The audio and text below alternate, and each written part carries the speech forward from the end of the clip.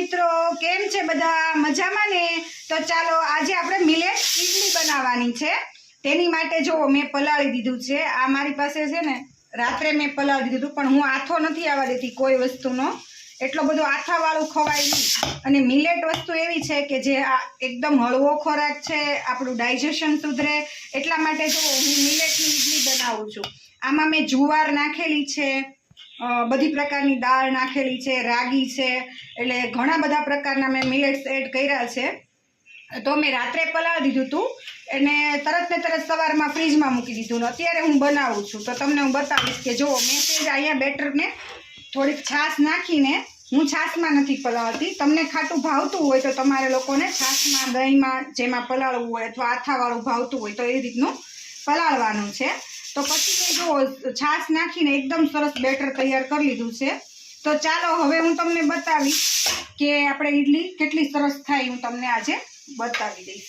હા, તો હવે આપણે ઇડલી બનાવશું અને જો મેં આમાં તેલ નાખી દીધેલું છે ઇડલીમાં, એકદમ સરસ થાય એટલે।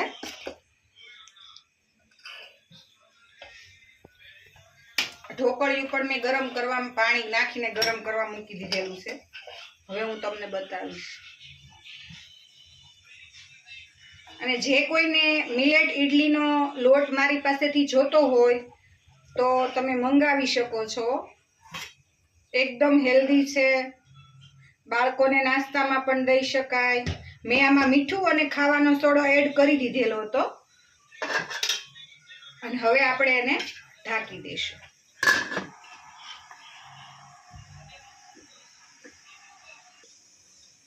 જો મેં છે ને ઈડલી સાથેની ચટણી આવે ને એ પણ મેં બનાવી રાખી છે। આ મેં જાડી એટલે રાખી છે કે 2-3 દિવસ સુધી સારી રહે। તો તમારે પણ ઘરે બનાવવી હોય તો હું તમને રેસીપી આપું છું। એમાં મેં સિંગદાણા નાખ્યા છે, ટોપરું નાખ્યું છે, લીલા મરચાં છે, ફુદીનો છે, કોથમરી છે, ડાળિયા છે અને લીંબુ, ખાંડ અને મીઠું છે અને પછી ક્રશ કરી લીધું છે અને જાડી રહેવા દેવાની। જ્યારે આપણે જોતી હોય ત્યારે તમે પાણી અથવા દહીં નાખીને વઘારીને આપણે ઉપયોગ કરી શકીએ। તો જો મેં એકદમ સરસ, અને આ પછી આપણે એરટાઈટ ડબ્બામાં ભરી લેવાની છે। તો ચાલો હવે આપણી ઇડલી તૈયાર થઈ ગઈ હશે, તો ચાલો હું હવે તમને બતાવી દઉં ખોલીને। જો એકદમ કેટલી સરસ થઈ છે અને ડાયાબિટીસવાળા પણ તમે મિલેટ્સની ઇડલી ખાઈ શકો છો।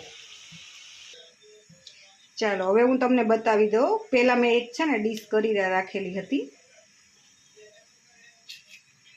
જો હું તમને બતાવી દઉં કેટલી સરસ ઉઠલે છે અને એકદમ સરસ થાય છે। જેવી બહાર બજારમાં મળે ને આપણે જે ચોખાની ને ખાઈએ ને એ ટાઈપની જ થાય અને એકદમ સરસ થાય છે। જો હું તમને બધી જ બતાવી દઉં, જો।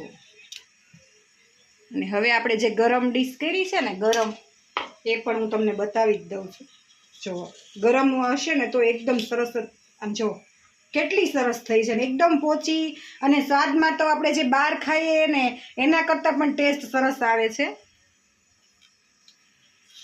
ડાયાબિટીસવાળા પણ ખાઈ શકો, પછી જેને કબજિયાતની તકલીફ રહેતી હોય એ બધા જ ખાઈ શકે। અને મિલેટ્સ તો હવે ખાવું જ જોઈએ આપણે। તો ચાલો મારી ઇડલી તૈયાર થઈ ગઈ છે, દાળ બને છે। દાળનો વિડીયો હું તમને નેક્સ્ટ વિડીયોમાં દઈશ, રેસીપી।